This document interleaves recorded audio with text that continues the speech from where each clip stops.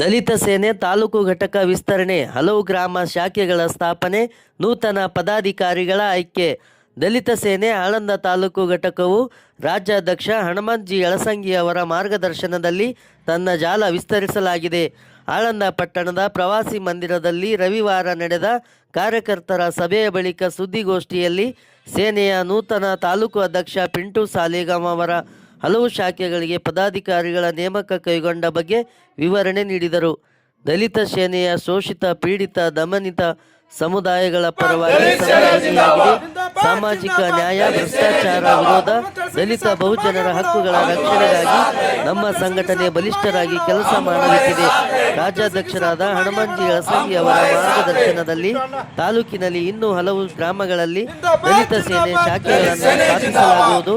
ಇದಕ್ಕೆ ಯುವಕರು, ಕಾರ್ಯಕರ್ತರು ತಮ್ಮ ಬೆಂಬಲ ಮತ್ತು ಶ್ರಮವನ್ನು ನೀಡಬೇಕು ಎಂದು ಕರೆ ನೀಡಿದರು.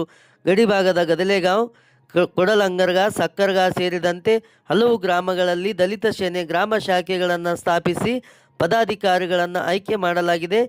ಇನ್ನು ತಾಲೂಕಿನ ಎಲ್ಲ ಗ್ರಾಮ ಶಾಖೆಗಳನ್ನು ಕೈಗೊಂಡು ಮುಂದಿನ ದಿನಗಳಲ್ಲಿ ಸಾಮಾಜಿಕ ನ್ಯಾಯದ ಹೋರಾಟ ರೂಪಿಸಲಾಗುವುದು ಎಂದು ಅವರು ಸ್ಪಷ್ಟಪಡಿಸಿದರು. ಗದಲೆಗಾಂವ್ ಗ್ರಾಮ ಶಾಖೆಯಲ್ಲಿ ಸುಗ್ರೀವ್ ಕಾಂಬ್ಳೆ ಅಧ್ಯಕ್ಷರಾಗಿ, ವಿಶಾಲ್ ಸೋನ್ಕಾಂಬ್ಳೆ ಸಂಘಟನಾ ಕಾರ್ಯದರ್ಶಿಯಾಗಿ ಆಯ್ಕೆಯಾದರೆ, ಕೂಡಲಂಗರ್ಗ ಶಾಖೆಯಲ್ಲಿ ಸುರೇಶ್ ಹತ್ತರ್ಕಿ ಅಧ್ಯಕ್ಷರಾಗಿ, ನಾಗೇಶ್ ಬಾವಿಮನಿ ಕಾರ್ಯದರ್ಶಿಯಾಗಿ, ಶರಣಬಸಪ್ಪ ಮೇಲಿನ್ಕೇರಿ ಉಪಾಧ್ಯಕ್ಷರಾಗಿ, ಅಜಯ್ ನಿಂಬಾಳ್ಕರ್ ಸಂಘಟನಾ ಕಾರ್ಯದರ್ಶಿಯಾಗಿ, ಮಲ್ಲಿಕಾರ್ಜುನ್ ಹತ್ತರ್ಕಿ ಖಜಾಂಚಿಯಾಗಿ ಆಯ್ಕೆಗೊಂಡಿದ್ದಾರೆ. ಲಕ್ಷ್ಮೀಪುತ್ರ ಕೊರಾಳಿ ಜಾಲತಾಣದ ಉಪಾಧ್ಯಕ್ಷರಾಗಿ ಆಯ್ಕೆಯಾಗಿದ್ದಾರೆ.